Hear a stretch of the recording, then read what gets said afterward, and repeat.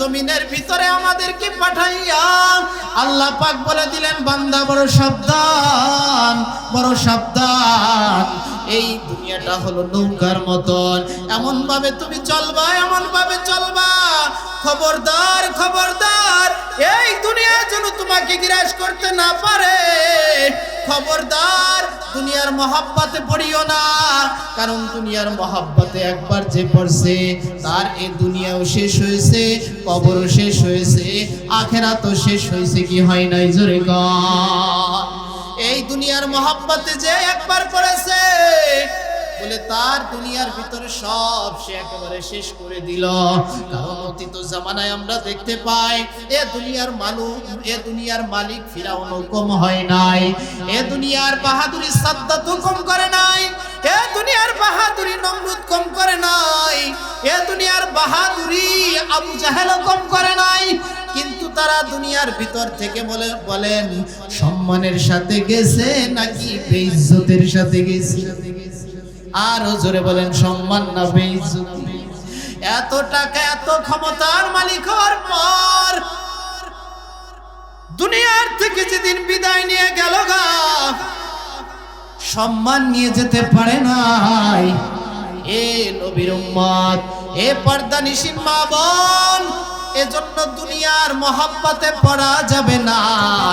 কারণ দুনিয়ার মহব্বত আমাকে আপনাকে তিলে তিলে শেষ করে দেয়।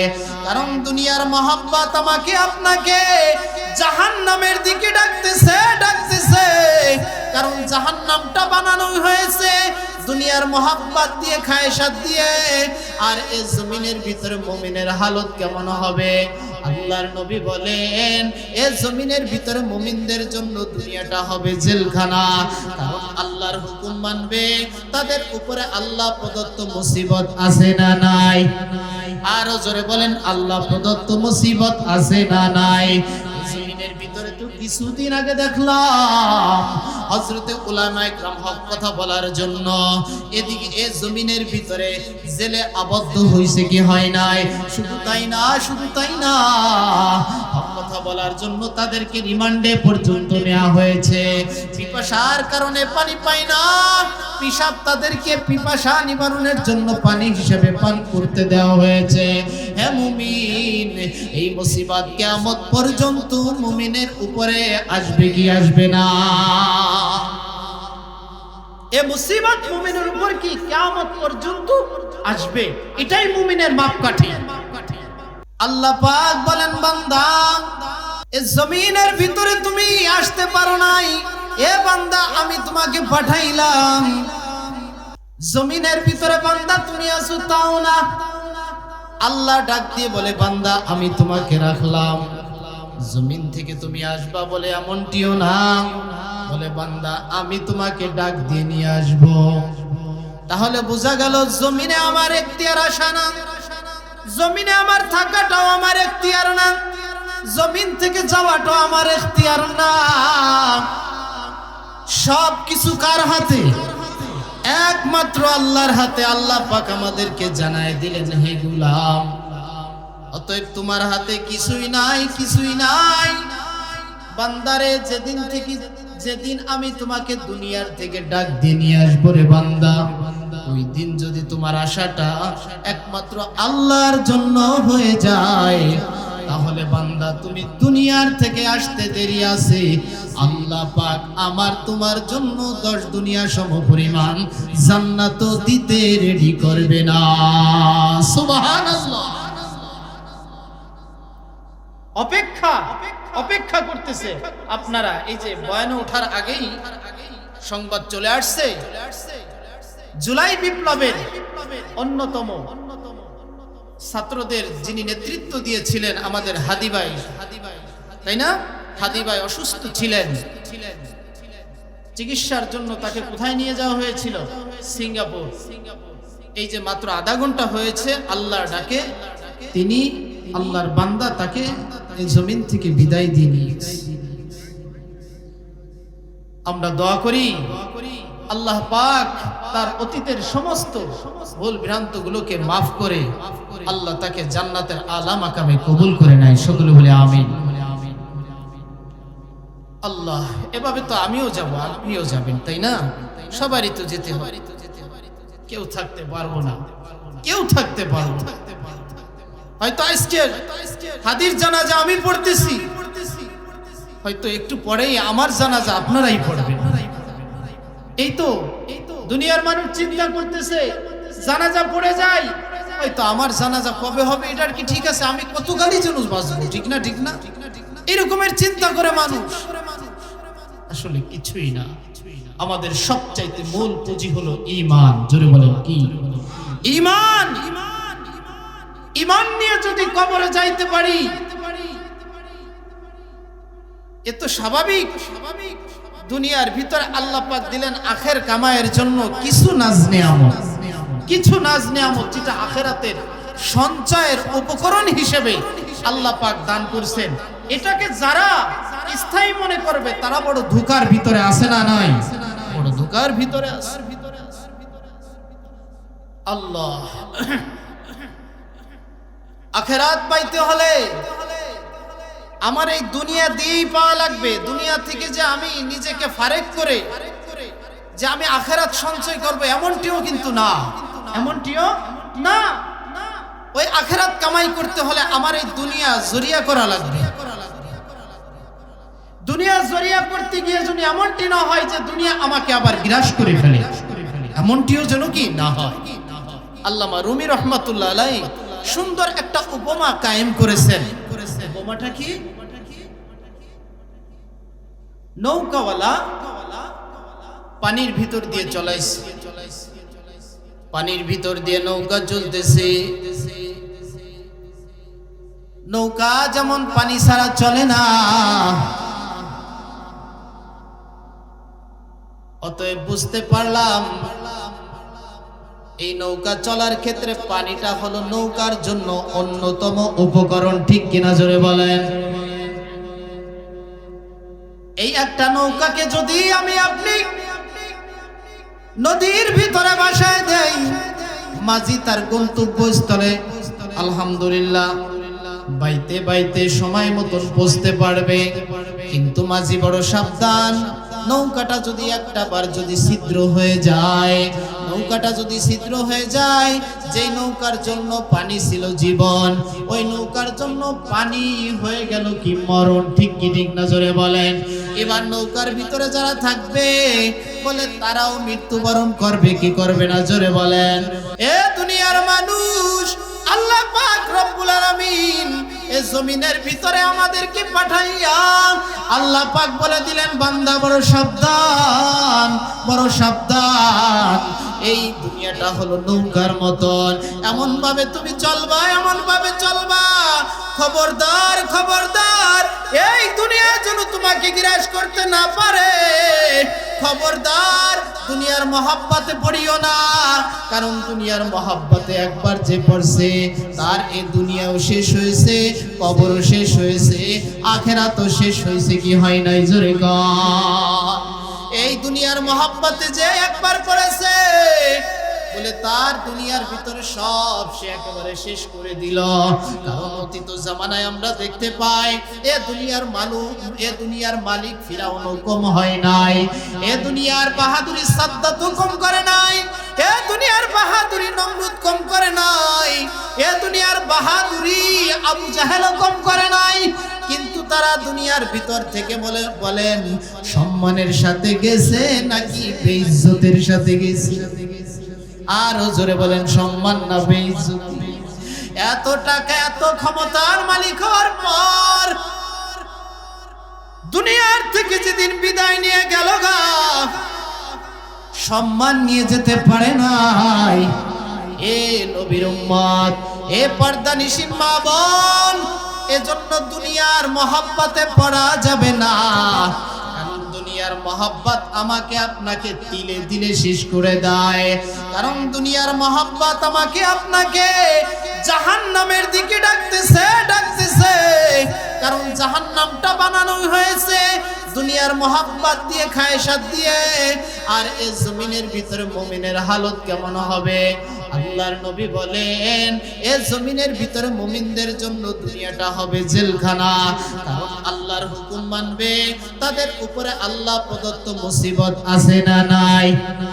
আরো জোরে বলেন আল্লাহ প্রদত্ত মুসিবত আছে না নাই? জমিনের ভিতরে তো কিছুদিন আগে দেখলাম হযরতে উলামায়ে কেরাম হক কথা বলার জন্য এদিকে এ জমিনের ভিতরে জেলে আবদ্ধ হইছে কি হয় নাই?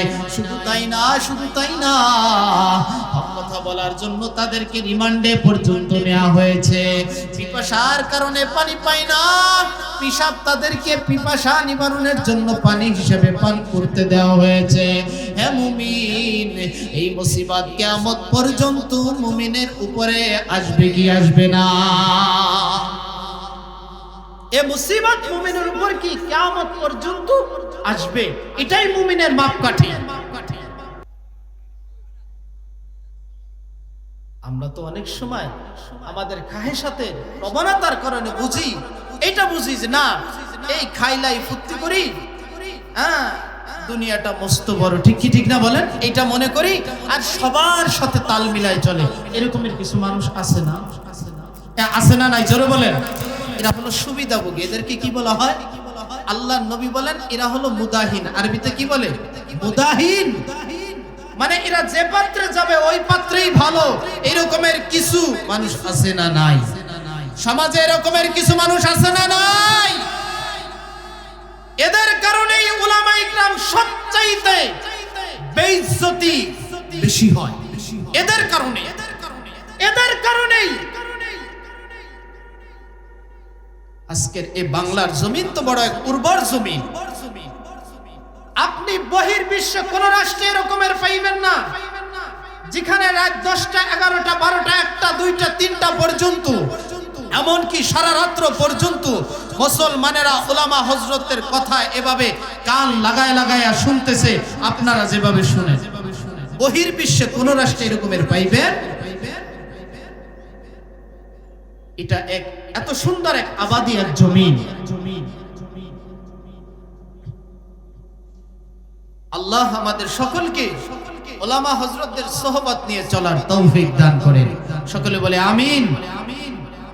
মুসলমান ভাইরা আমার, যেই কথাটা বলতেছিলাম, আমাদের ঈমান আসল। আমাদের কি আসল? ঈমান আসল। ঈমান হেফাজতের জন্য দুনিয়ার সবকিছু কুরবান হতে পারে, কিন্তু কখনোই ঈমান নষ্ট করা যাবে। অজুভঙ্গের কারণ কয়টি? এই মাশাআল্লাহ ছোট বাচ্চারা উত্তর দিয়ে, অজুভঙ্গের কারণ কয়টি? 7টি। একটা জিনিস বোঝানোর জন্য, আমাদের ঈমানের গুরুত্ব বোঝানোর জন্য উদাহরণটা দিচ্ছি। 7টা কারণের ভিতরে একটা কারণ আছে, পিছনের রাস্তা দিয়ে যদি একটু হাওয়া বের হয়ে যায়, অজু কি থাকবো না যাইবো? অজু থাকবো না যাইবো? সামান্যতম একটু বের হইছে, তাতেও কি চলে যাবে? কি মনে হয় তাতেও কি চলে যাবে?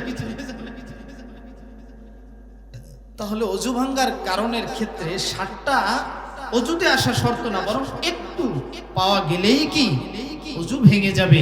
ঠিক ঈমান ভঙ্গেরও কিছু কারণ আছে না নাই?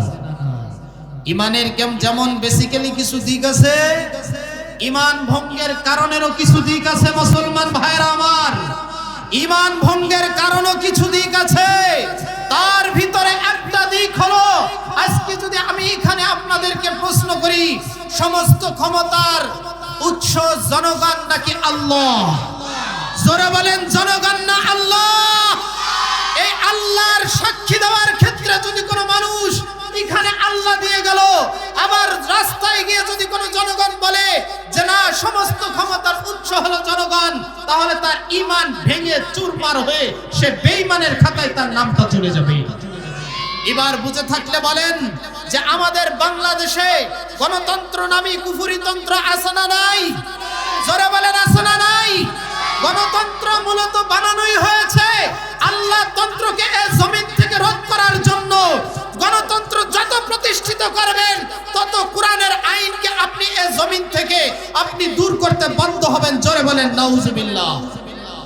এজন্য দুনিয়ায় সমস্ত তন্ত্র মন্ত্র নাপাক। সব কি নাপাক? একমাত্র আল্লাহ তন্ত্র পাক। জোরে বলেন ঠিক কিনা? আরো চিৎকার মেরে বলেন ঠিক কিনা? অতএব আমাদের ঈমানের দাবি হলো ইমানের দাওয়া হলো অন্তত পক্ষে ইমান ভঙ্গের যে কারণগুলো আছে এগুলো আমাদের জানা দরকার আছে না নাই? জোরে বলেন আছে না নাই? এগুলো খুব দরকার।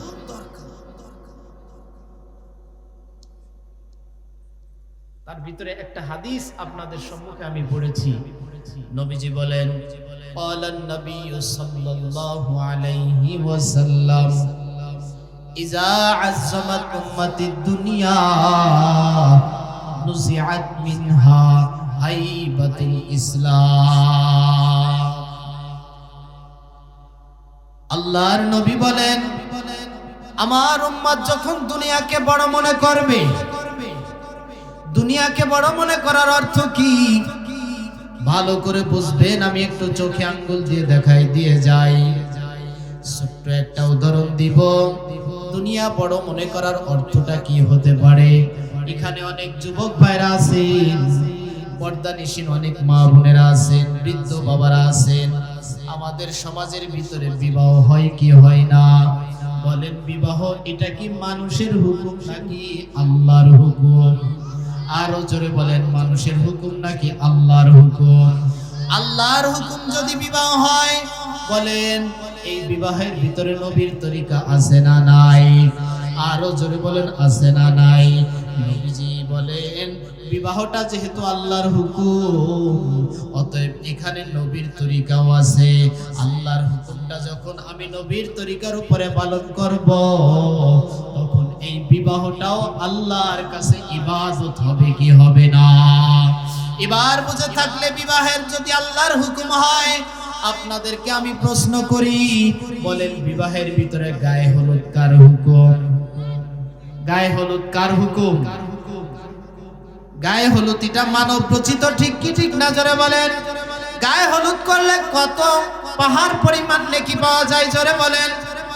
হে আমার উম্মত, আল্লাহর নবী বলেন, হে আমার উম্মত, আজকে আমার উম্মত যদি তিন ত্যাগ করিয়া যদি দুনিয়াটাকে বড় মনে করে নাই, তাহলে ওই উম্মতের দশাটা কেমন হবে গো?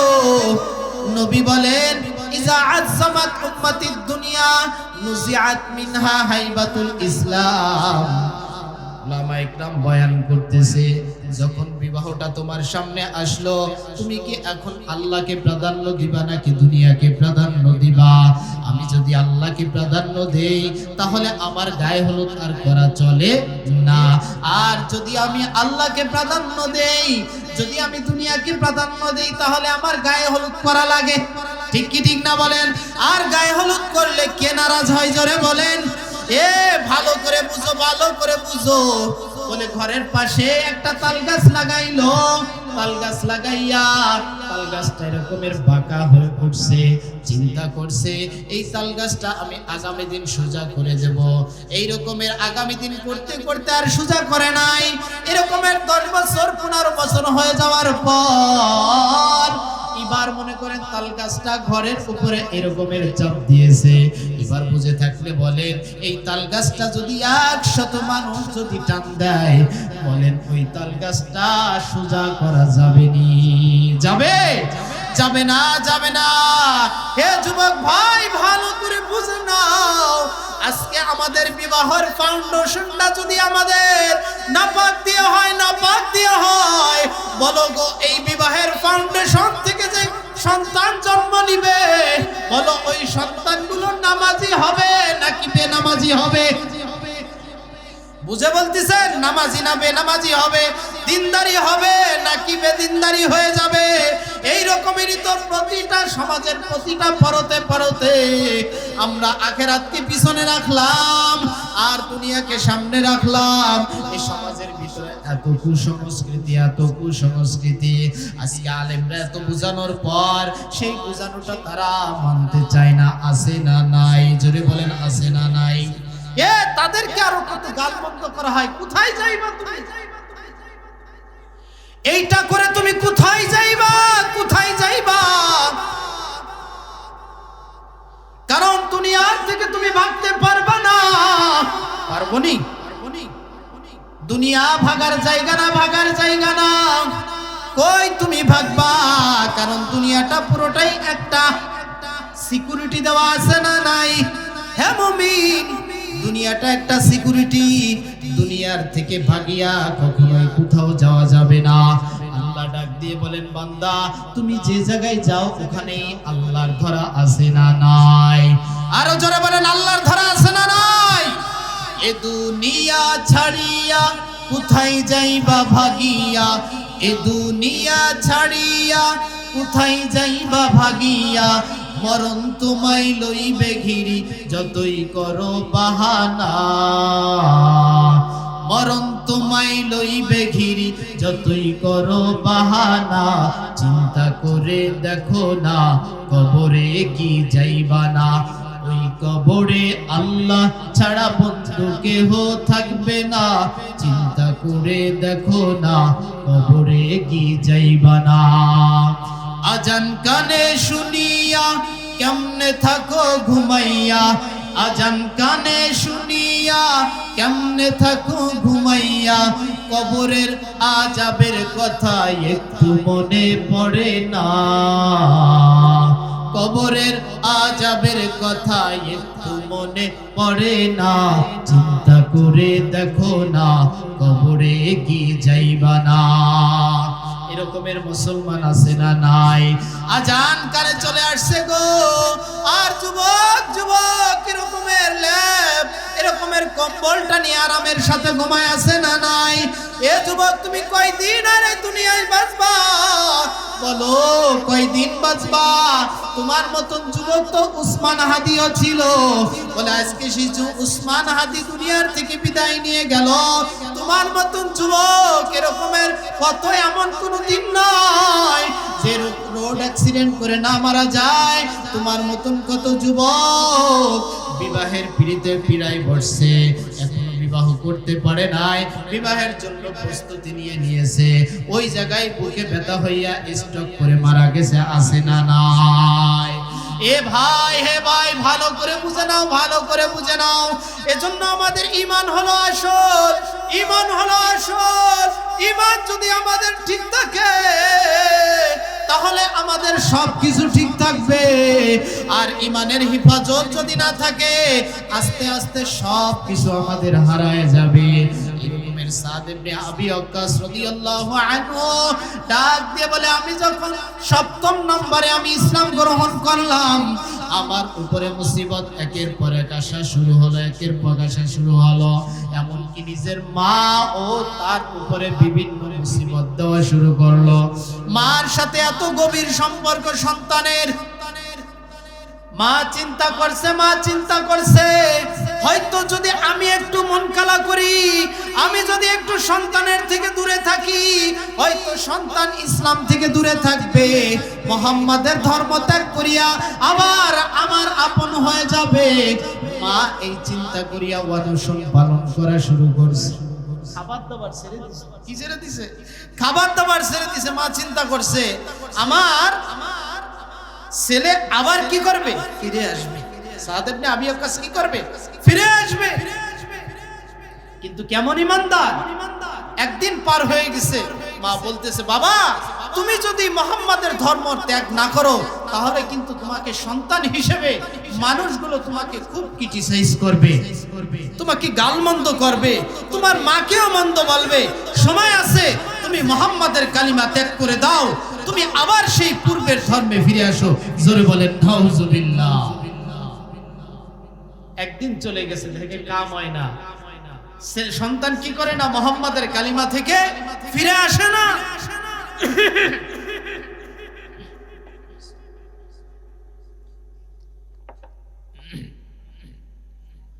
এবার 3 দিনের অনশন পালন করা শুরু করেছে। কয় দিন?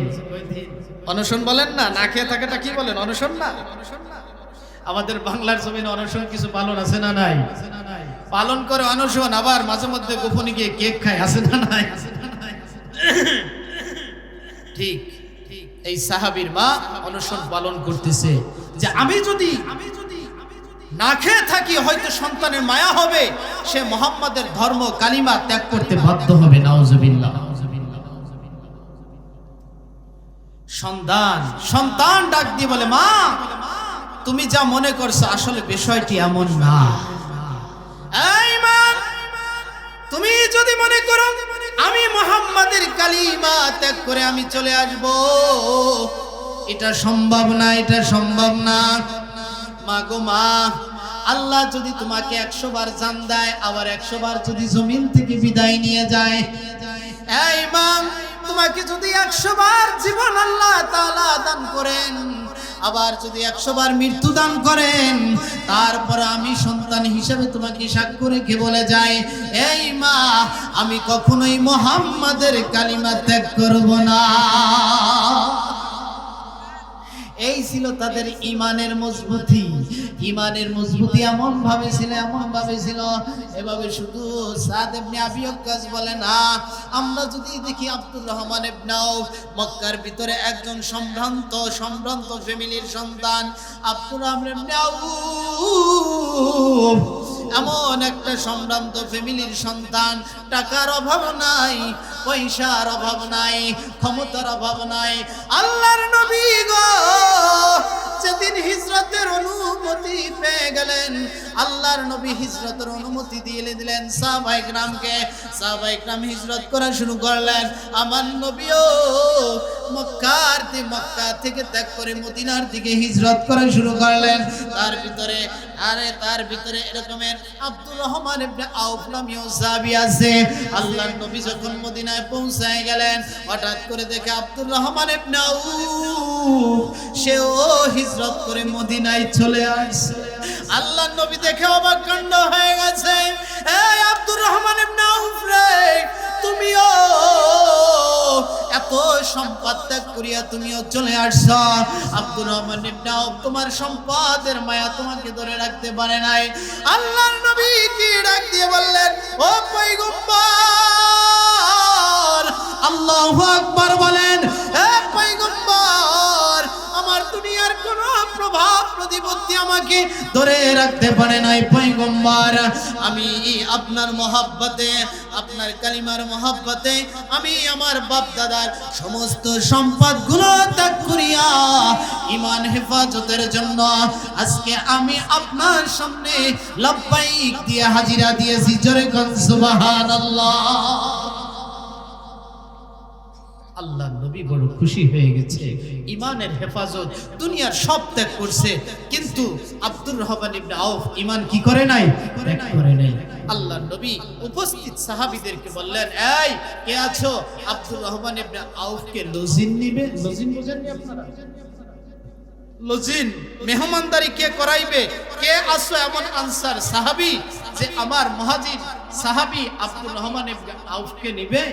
এক সম্ভ্রান্ত আনসার সাহাবী দাঁড়ায় গেছে, বলতেছে, ইয়া রাসূলুল্লাহ লাব্বাইক, আমি নিব আব্দুর রহমান ইবনে আউফকে। চিৎকার করে বলেন সুবহানাল্লাহ। প্রস্তুত। নবীজি অর্ডার করতে দিয়েছে, সাহাবীরা কি প্রস্তুত? মেহমান হয়ে গেলেন। আনসার সাহাবীর ভিতরে বড় ব্যথা, আমি আল্লাহর নবীর একজন মেহমান নিয়ে নিয়েছি। উনি বাড়িতে নেওয়ার পরে আব্দুর রহমান ইবনে আউফকে ডাক দিয়ে বলতেছে, তুমি আমার ভাই, তুমি আমার কি ভাই, তুমি আমার কেমন ভাই জানো? আপনি আপন ভাই হলে যে হক আপনার উপরে বর্তায়, ঠিক আমার বাপ দাদার রেখে যাওয়া যে সম্পদ আছে, এই সম্পদের ভাগ আমি আপনাকে আপন ভাই হিসেবেই আমি দান করে দিব। চিৎকার করে বলেন সুবহানাল্লাহ। আপনারা কি বুঝতেছেন আলোচনা? তারা কতটা দিনের জন্য পারস্পরিক ভাবে নিজেদেরকে আপন করে নিচ্ছে।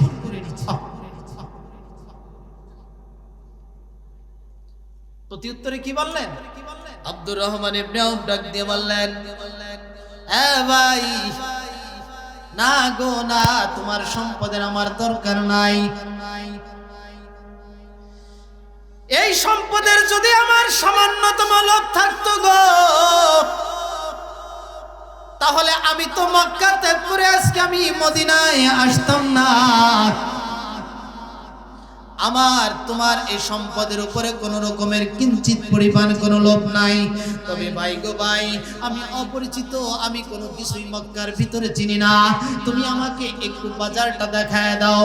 হাদিসের ভিতরে আসছে আব্দুর রহমান ইবনে আউফ শুধুমাত্র বাজারের ঠিকানাটা চাইলেন, এরপরে আনসার সাহাবী বলে দিলেন ভাই ওই দিকে বাজার আছে, আসো আমরা তোমাকে দেখাই নিয়ে আসি। এবার আব্দুর রহমান ইবনে আউফকে বাজার চিনাই দিলেন। আব্দুর রহমান ইবনে আউফ এবার বাজারে দৈনন্দিন জীবনে আসে যায়, আর উনি এমন একটা ফ্যামিলির সন্তান, সেই ফ্যামিলি ছিল তিজারতওয়ালা, ব্যবসাওয়ালা ফ্যামিলি। সেই সন্তান তো ব্যবসার বিষয়ে অভিজ্ঞতা আছে না নাই? আব্দুর রহমান ইবনে আউফ চিন্তা করলেন গো, যে আল্লাহর জন্য আমি সম্পদ রেখে আসলাম, ওই আল্লাহ আমাকে আবার সম্পদের মালিক বানাইতে পারে কি পারে না? আব্দুর রহমান ইবনে আউফ এই ইয়াকিন নিয়ে, বিশ্বাস নিয়ে সমাল দিকে কদম দিয়েছে আর চিন্তা করতেছে, আমি তো আল্লাহর জন্য সম্পদ দিয়ে করেছি, আল্লাহর জন্য আমি ঈমান হেফাজত করেছি, অবশ্যই আল্লাহ আমাকে মাহরুম করবেন না।